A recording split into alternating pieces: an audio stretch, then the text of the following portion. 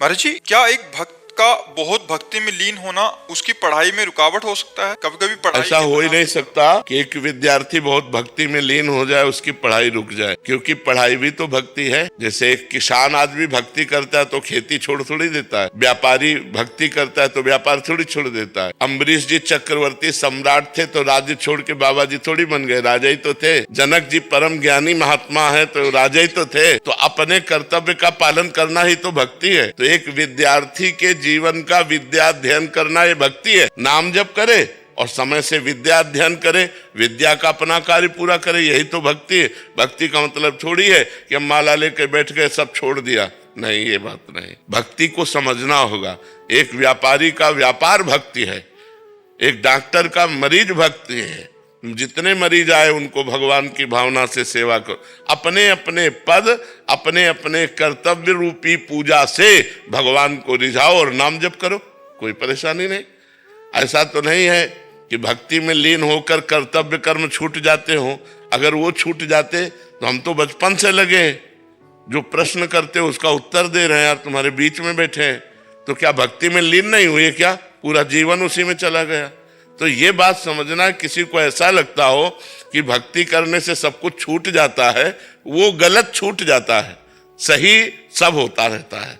नहीं तो देखो, अम्बरीश जी महान भागवत चक्रवर्ती सम्राट थे, जनक जी परम ज्ञानी राजा थे। तो ऐसा नहीं है, अपने अपने कर्तव्य कर्म को तो एक विद्यार्थी को चाहिए कि भगवान की भक्ति मानकर विद्या अध्ययन करे और नाम जप करे, गंदे आचरणों से बचे।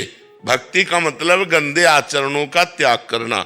जिसे तुम समझते हो ये पाप है, वो आचरण मत करो। अगर वो आचरण करोगे तो फिर भक्ति नहीं रहेगी। महाराज जी, काफी जने कभी कभी ऐसे आते हैं कि वो सब मतलब घर के सारे काम छोड़ दिए और केवल भक्ति में लग गए। महाराज जी, ऐसा वो कह रहे कि हमारे बच्चे ऐसा कर रहे हैं, तो महाराज जी ये गलत है, ये गलत है। कभी हमने उपदेश ऐसा नहीं दिया, कहीं भगवान ने उपदेश ऐसा नहीं दिया।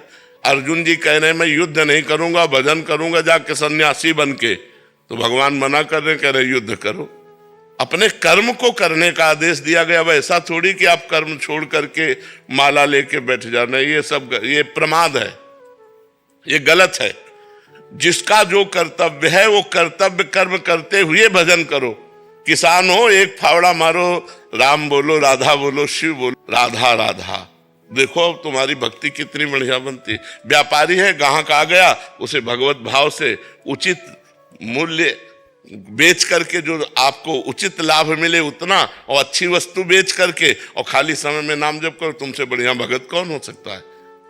हर सबको समय है भजन करने का। अब कोई प्रमादवश बोले कि भाई हम तो 8 घंटे ड्यूटी कर, तो 8 घंटे ड्यूटी बराबर कोई नहीं करता। हम माना 1 घंटा आप कंप्यूटर चला, फिर इसके बाद नाम जप करो, बीच बीच में राधा राधा बोल लो, धर्मयुक्त कार्य करो, हो गई भक्ति। भक्ति का मतलब ये जो काम छोड़कर भक्ति करना चाहते हैं, ये काम चोर है, ये भक्त नहीं है। बड़े बड़े संतों को देखो, पूरे विश्व कल्याण के लिए क्या क्या करते रहते हैं। आप तो अपने परिवार का पोषण नहीं कर पा रहे हो, लाखों लोगों का पोषण कर रहे, तो भक्तों को देखो कितनी बड़ी सेवा मिली हुई है। तो ये अपने कर्तव्यों का त्याग करना भक्ति नहीं है, कर्तव्य कर्म को करते हुए भजन करना भक्ति है। अमर जी एकदम ऐसा कह रहे कि ऐसा वैराग्य चढ़ जाता है कि वो कुछ सब नाम में लग गए। हम तो बचपन से बैरागी हैं, फिर हमको तो मतलब कहीं गुफा में घुस जाना चाहिए था। ऐसा नहीं है। हाँ, मन उदास हो जाता है संसार के भोगों से, और धर्म युक्त भजन करते रुचि नहीं रहती, संसार में रुचि नहीं रहती, पर कर्तव्य कर्म का पालन होता है। अब जैसे हमसे रुचि पूछी जाए कि आपकी रुचि क्या है, तो हम यही कहेंगे कि हमसे 24 घंटे में कोई ना मिले, ये मेरी रुचि है। लेकिन मुझे जो कर्तव्य कर्म मिला है, तो देखो बीमार है लेकिन हम समय दे रहे हैं कि हमारा ये समय एकांतिक का है, हम ये समय पूरा करके ही जाएंगे। एकांतिक पूरा होते ही डायलिसिस में जाएंगे, पर हम एकांतिक करके जाएंगे। तो हम अपने कर्तव्य कर्म को छोड़ दें, ऐसा नहीं, अपने कर्तव्य कर्म में डटे हुए हैं। हाँ, वैसी परिस्थिति आ जाए कि आवाज ही नहीं निकल रही, बैठे ही नहीं जा रहा, तो बात अलग है। महाराज जी, ये प्रश्न काफी सारे माँ बाप का है कि जैसे कोई माँ बाप महाराज जी विदेश चले गए, वहाँ विदेश में फिर उनके बच्चे वहाँ जन्म लिए, फिर बच्चे बड़े होते हैं तो एक समय जाके केवल बच्चों के लिए माँ बाप ही रह जाते हैं, क्योंकि यहाँ जो पैदा हो रहा है तो उसके चाचा ताऊ रिश्तेदारी होती है, वहाँ वो अकेले रह जाते हैं। तो कह रहे हैं कि ऐसे में आगे चल के उनके लिए अकेलापन एक बहुत बड़ी समस्या हो जाता है, और मतलब ऐसी मानसिक स्थिति में बच्चों का पालन पोषण कैसे करें जहाँ उनके लिए केवल माँ बाप ही हैं और कोई संबंध ही माँ बाप चले गए तो फिर और कौन और संबंध। क्योंकि महाराज जी पीछे किसी से संबंध नहीं रहा और किसी से परिचय नहीं है, यहाँ तो जैसे गांव ऊपर वाले से सवाल। हमारे तो एक ही सब उत्तर है, भगवान। अगर भगवान से हमारा संबंध है तो विदेश में भी हमारे मित्र मिल जाएंगे, विदेश में भी परिवार से अधिक प्यार करने वाले मिल जाएंगे, और भगवान विदेश में भी हमको चंगा रखेंगे। अगर हम भगवान से संबंध रखें तो सब व्यवस्था कर देंगे। पक्का समझो, भगवान के लिए देश विदेश थोड़ी है। सकल भूमि गोपाल की, जितना ब्रह्मांड हो तो सब भगवान का ही है। तो अगर आप भगवान का भजन करेंगे, भगवान से प्यार करेंगे, तो आपको ऐसे पड़ोसी मिल जाएंगे जो आपके परिवार से ज्यादा आपको प्यार करेंगे। आपके ऐसे मित्र मिल जाएंगे जो आपको संतुष्ट कर देंगे। ये भाव नहीं रह पाएगा कि मैं अकेला हूं विदेश में। भगवान मिला देंगे, ऐसे ऐसे ऐसे मिला देते हैं। तो हमें लगता है भगवान का ही आश्रय लिया जाए और भगवान से ही प्रेम किया जाए, वही सब विधान बना देंगे। नहीं तो गांव में घर में रहते हुए भी परिवार से दुश्मनी हो जाती है, नहीं हो जाती है। तो अब उस बात को कैसे, मान लो वो विदेश में तो अकेले हैं अपने देश से, लेकिन अपने घर के ही सगे भाई भाई में बैर हो जाता है, वो उसको देखना भी पसंद नहीं करता, तो उसका हित क्या करेगा। तो जहां भगवान नहीं, भगवान की भक्ति नहीं, भगवान का प्रेम नहीं, वहां शांति कहीं नहीं है। इसलिए भगवान से जुड़ो, भगवान से प्रेम करो, तो विदेश में भी ऐसे मिला देंगे जो परिवार से अधिक प्यार करने वाले होंगे। 1-2 साल पहले आए थे तो हाँ, हमें याद है, याद। तो महाराज जी इनका राधा नाम की और आपके सत्संग से बहुत प्रभावित होकर आपने बोला था राधा नाम जप करो और 84 जी का पाठ करो। महाराज जी पर ये कह रहे हैं कि मैं अपने आप को अभी सन्यासी मानूं या वैष्णव मानूं महाराज जी, क्योंकि मैं तो पूरा राधा नाम और देखो, सन्यासी और वैष्णव शरीर है। महाराज जी आज के समय में नाम जप को और कैसे बढ़ा सकते हैं महाराज जी? क्या केवल नाम जप से श्री राधा रानी की प्राप्ति हो सकती है? पक्का केवल नाम जप से हो सकती है। नाम से बढ़कर कोई तपस्या नहीं, नाम से बढ़कर कोई ज्ञान नहीं। यज्ञानाम जप यज्ञोस्मि, भगवान कह रहे हैं यज्ञों में सर्वश्रेष्ठ यज्ञ कौन है? जप यज्ञ। राधा राधा राधा, कृष्ण कृष्ण कृष्ण, राम राम राम। भगवान कलयुग केवल नाम आधारा, सुमिर सुमिर नर उतरहि पारा। हरेर नामयु हरेर नामयु हरेर नामयु केवलम कलौ नास्तेव नास्तेव नास्तेव गति अन्यथा। कलयुग में भगवत प्राप्ति का और कोई उपाय सहज नहीं है जितना नाम है, नाम है, नाम है।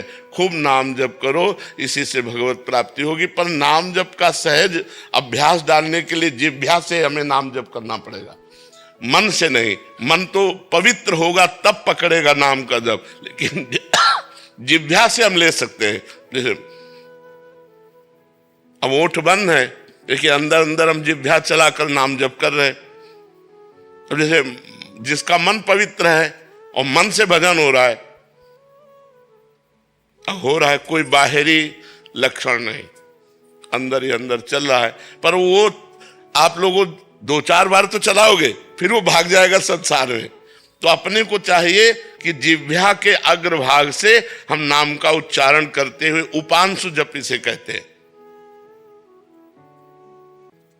ऐसे जिह्वा से उच्चारण करते रहे तो मन अगर भाग भी गया तो नाम चल रहा है। धीरे धीरे धीरे फिर मानसिक नाम जप होने लगता है। जब मानसिक जप होता है तब विशेष आनंद की अनुभूति होती है। महाराज जी मैं पूछना चाहता हूँ कि संपूर्ण ब्रह्मांड में ईश्वर एक ही है, हम अलग अलग रूपों में उनकी पूजा होती है। महाराज जी हमारे मन में विचार आता है कि हम किस भगवान की पूजा करें। जैसे सावन में शिव भगवान की कर ली, नवरात्रे में दुर्गा जी की, जन्माष्टमी में कृष्ण जी की, जिससे हमारा महाराज जी मन भटकता रहता है कि मैं कहाँ जाऊं, मतलब इसका मार्ग आगे का सही मार्ग क्या होगा? प्रारंभिक आराधना तो सबकी ऐसी ही रहती है। कभी हनुमान चालीसा पढ़ ली, कभी शिव चालीसा पढ़ ली, कभी रामायण पढ़ लिया, कभी भागवत पढ़ लिया, कभी रुद्राभिषेक शिव अभिषेक कर लिया, कभी देवी की पूजा। प्रारंभिक सबकी आराधना यही रहती है। आगे चलकर जो भक्ति रंग लाती है तो फिर प्रेम प्रकट होता है।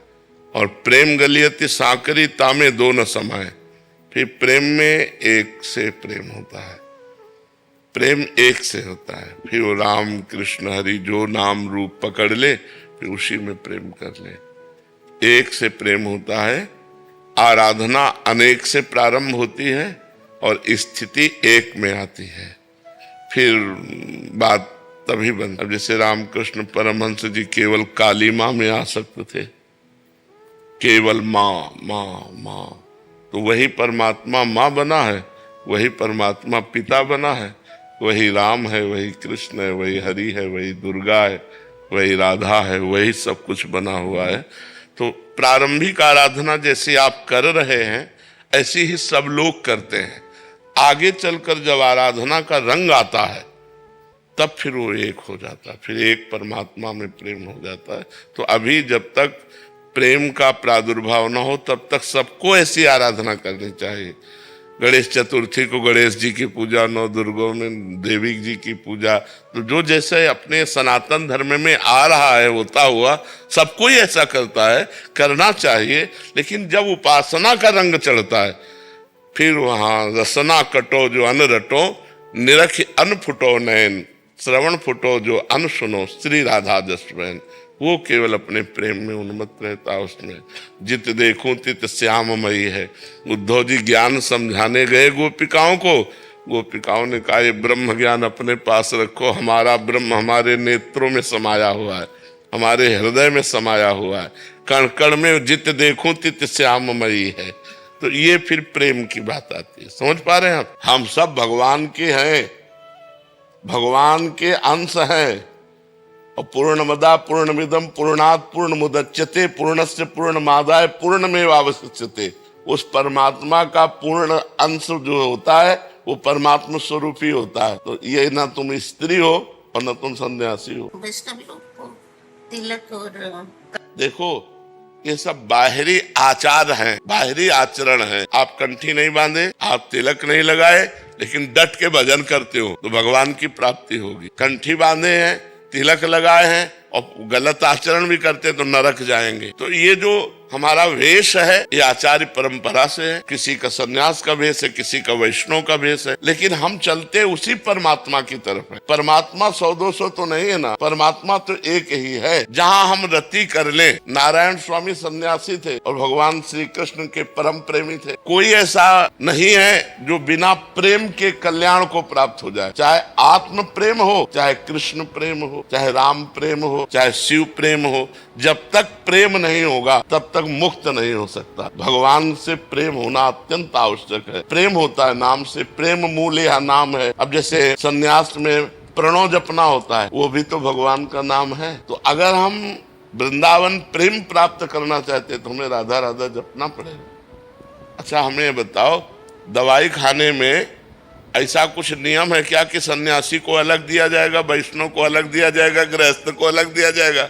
दवाई तो हम लेते हैं ना, तो हम इसे दवाई माने कि भव रोग की अचूक औषधि और प्रभु से प्रेम कराने की सामर्थ्य ये राधा नाम में विराजमान है। तो हम औषधि के रूप में जा सुदाम भव भेषज हरन घोर त्रिशूल, जिनका नाम भव रूपी रोग की औषधि है और तीनों तापों का नाश करने वाला है, वो प्रभु का नाम है। राधा कहो, कृष्ण कहो, राम कहो, हरि कहो, वही एक ही परमात्मा के नाम है।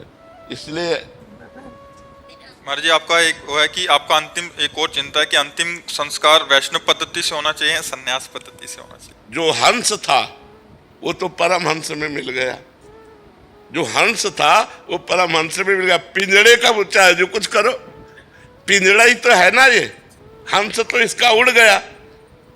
तो जब हम परमात्मा को प्राप्त हो गए तो हम हमारे शरीर को चाहे गाड़ दो, चाहे फूंक दो, चाहे जो कुछ करो, उससे कोई मतलब नहीं होता।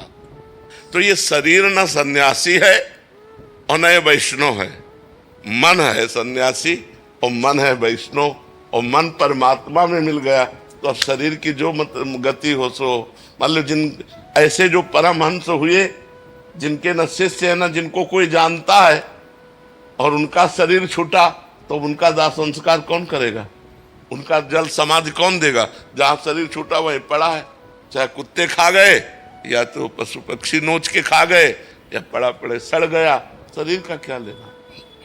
आप संन्यास धर्म के अनुसार ही शरीर का संस्कार करवाओ, मन प्रेम में जाने दो और तन संसार के लीला में जाने दो, ठीक है। महाराज जी, नाम जप आप बताते हैं जब नाम जप करो तो नाम जप इंसान क्यों नहीं करता? क्योंकि सारे संत भगवान, सारे उपदेश, सब हर कोई कह रहा नाम जप, तो ये इंसानी बुद्धि को क्यों नहीं समझ आ रहा है? पापवंत कर सहज स्वभाव, मोर भजन ते भाव न काऊ। जो पै दुष्ट हृदय सोई होई, मोरे सन्मुख आव की सोई। निर्मल मन जन सो मोहि पावा, मोहि कपट छल छिद्र। अब यहाँ बिना कपट के चली रही है, कपट छल दोष नाना प्रकार के पापाचरण, तो भगवान में कैसे मन लगे। यदि हम जबरदस्ती नाम जप करें तो हम निष्पाप हो जाएं, फिर हमारा मन आनंदित होकर भगवान में लग जाए। सबसे कठिन काम संसार में भगवान का भजन करना है, नाम जप करना है। यदि भगवान का नाम जप होने लगे तो आनंद आ जाए भाई, पाप नष्ट हो जाए, दुख नष्ट हो गए। पाप का फल ही तो दुख है, पाप नष्ट हुए कि दुख नष्ट हुए, जीव परमानंद में डूब गया। नाम में बाबा जी ताकत तो बहुत है, क्योंकि मैं पढ़ता था, मेरे साथ एक मित्र थे, वो पहले मित्र नहीं थे, वो मेरे को देख के उन्होंने कहा तुम प्रसन्न बड़े रहते हो। मैं कहा हाँ बस कृपा है। मैंने ये नहीं बताया क्योंकि वो पहले मुझे पता था कि सिगरेट दारू से, तो उन्होंने मेरे से एक दिन खुल के बताया ऐसे ऐसे मेरे घर में थोड़ा ठीक नहीं रहता, मेरा कभी कभार मन करता मैं प्राण त्याग दूं। मैं कहा यार ऐसे क्यों कह रहे हो आप? मैंने आपको बताया, मैं कहा ऐसे ऐसे हमारे महाराज जी हैं, आप 20 दिन सुनो लगातार और खाली नाम जप करना है 24 मिनट, जैसे आपने बताया एकांतिक सुनता मैंने बताया। भगवान के नाम में इतनी सामर्थ्य है कि वो भगवान को भी अधीन कर लेता है। भगवान देखो, सुमिर पवन सुत पावन नामू अपने बस करी राखे। भगवान जिसके अधीन हो गए, सोचो नाम में इतनी सामर्थ्य है कि नाम ही को अधीन कर लिया। पर हम इतना अपनी भावना से बताते हैं कि जैसे हमारे पाप 500 ग्राम है और नाम अभी 50 ग्राम हुआ है, तो प्रभाव नहीं समझ में आएगा। जब 550 नाम पहुंचे तब चमत्कार समझ में आएगा। तो लोगों के पाप तो हैं 1 किलो और नाम है 2 ग्राम और वो चाहते हैं कि मतलब तो अभी मेहनत करनी पड़ेगी। सातु दीर्घकाल निरंतर सत्कार सेवितो दृढ़ भूमि, पातंजल जी कह रहे हैं। सा तू दीर्घकाल, वह जो नाम है वो दीर्घकाल निरंतर आदर के साथ जपा जाए तो दृढ़ भूमि, फिर पक्का हो जाएगा। खूब नाम जप करने का अभ्यास करे। इसीलिए यज्ञ वर्तते नाम तुभ्यम, मन साग्रे नहीं कहा, जिह्वाग्य, क्योंकि मन से जप करना बहुत कठिन है। तो जीभ से जप करो, राधा राधा राधा राधा राधा राधा राधा। जाने अनजाने में किसी को मारना गलत है, जाने अनजाने में नहीं। यहाँ ध्यान देना है, अनजाने में और जाने में बड़ा अंतर है। तो फिर जब पूजा कक्ष में जब घर लिपते हैं तो चींटी कीड़े वगैरह रहते हैं, तो उसको जब लिपता हूँ तो वो उसमें देखो, उसमें अपने लोग भी सेवा करते हैं। हम पहले फूल झाड़ू से झाड़ते हैं, फिर पोछा लगाते समय बहुत ध्यान देते हैं कि कोई जीव हमारे पोछा में दब ना जाए। अगर कोई चींटी आ गई तो हम पोछा रोक कर पहले चींटी को हटाते हैं, फूंक दिए, दूर कर दिए ऐसे। अब स्वाभाविक जो हो गई तो हम सेवा कर रहे हैं, मालूम फूल झाड़ू से ही करें, कोई चींटी मर गई, स्वाभाविक जो हो जाता है वो तो सेवा धर्म में, उसमें पाप नहीं लगता। स्वाभाविक सेवा धर्म में पाप नहीं लगता। जानबूझकर हम किसी को नहीं मारेंगे। चींटियां जो चलती हैं रोड पे एक लाइन पे चलती है और फिर गाड़ी जाना पड़ता है। हाँ इसलिए तो हाँ वो अब गाड़ी हाथ में थोड़ी उठा और पानी ठहरा हुआ रहता है जिसमें वो छोटे छोटे कीड़े रहते हैं, जानते हैं कि अब वहीं। हाँ नहीं, ये कुछ ऐसी बातें हैं जो स्वाभाविक होते हैं। ये सब चीज सुरक्षा के लिए, तो कुछ जीवाणु अपने आप मर जाते हैं। तो अब ये फिर देखो, सृष्टि का पालन और सृष्टि का रचना और सृष्टि का संहार तीनों समान लिखे हुए हैं। तो हम मारना नहीं चाहते, हम अपनी सुरक्षा करना चाहते हैं। अब वो सुरक्षा में पधार रहे हैं तो जाओ, तुम्हारी गति हो, तुम्हें भगवान कृपा करें। हम मारना नहीं चाहते। तो कुछ ऐसी क्रियाएं हैं जिनमें स्वाभाविक पाप बन जाते हैं। जैसे कि किसान आदमी है, अब फावड़ा मारा केचुआ कट गए, खुरपी मारी केचुआ कट, तो वो ये सब लीला संहार की होनी ही है। अब कहाँ तक बचा के चले? सही पूछो तो ये जो श्वास प्रश्वास हो रही ना, इसमें भी जीवाणु है। ये जो श्वास प्रश्वास, इसमें कोई कण ऐसा नहीं जो जीव ना हो। जैसे मूली है, इसमें भी जीव है। नहीं आप उखाड़ के रख दो, देखो मुरझा जाती कि नहीं मुरझा जाती, तो उसमें भी जीव है। गेहूं है, उसमें भी जीव है। गन्ना है, उसमें भी जीव है। तो जीव बिना जीवे नहीं। तो जिसको शास्त्र ने कह दिया कि ये तुम आहार करो, वो हमारे लिए ठीक हो गया, और जिसको निषेध कह दिया वो नहीं। जैसे हमारे लिए अन्न फल फूल ये सब जीव ही हैं, सब जीव हैं। जीव बिना जीवे नहीं। हमारे लिए शास्त्र ने जो निर्धारित कर दिया कि ये आपका आहार है, वो जैसे सिंह है, वो गाय को जबरदस्ती बलात् मार करके खाता है, उसके लिए कोई अपराध नहीं, क्योंकि उसका आहार निश्चित है। वो बलपूर्वक हिंसक स्वभाव वाला, वो जिस पशु को चाहे मार कर खा ले, उसके ऊपर कोई पाप नहीं लगेगा, लेकिन अपने लिए बहुत बड़ा अपराध लग जाएगा। तो अपने लिए जैसे मूली उठाए, उखाड़ी, उखाया, कोई अपराध नहीं। ऐसे हिंसक जीवों के लिए अपने अनुसार वो जैसे मृग आदि को मार के खाते हैं, पशुओं को मार के खाते हैं, उनके लिए कोई अपराध नहीं। जीव बिना जीवे नहीं, बिना जीव के जीव आहार किए जी नहीं सकता है। ये जो अन्नादि है ना, ये सब जीव हैं। इनके बिना जीवन के, आप देखो एक गेहूं का पेड़ उखाड़ के रख दो, देखो मुरझा जाएगा, और लगा है तो हरा भरा है, मतलब उसमें भी चेतना है। तो इसलिए हमें बहुत गंभीर रहना है, जानबूझकर किसी जीव को मारना नहीं, लेकिन अपनी सफाई के लिए, अपनी सुरक्षा के लिए ऐसा कुछ करने पर अगर ऐसा होता है तो भगवान जाने, अपने कोई जीव को मारने का उपाय नहीं करते। स्वाभाविक गाड़ी जा रही है, बात सही है, वो चींटियां लाइन की लाइन है। अब वो 4 पहिया की गाड़ी क्या करे, हाथ में थोड़ी उठा दे, साइकिल है तो उठा के कोशिश भी करे कि निकाल ले, और कोशिश क्या करे, 7-7 लाइनें होती है, 1 लाइन 2 लाइन 3 लाइन 4 लाइन, अब कैसे करे, वो तो मतलब हो ही जाता है। तो ये विनाश लीला भी भगवान की, रचना लीला भी भगवान की, और पालन लीला भी भगवान की।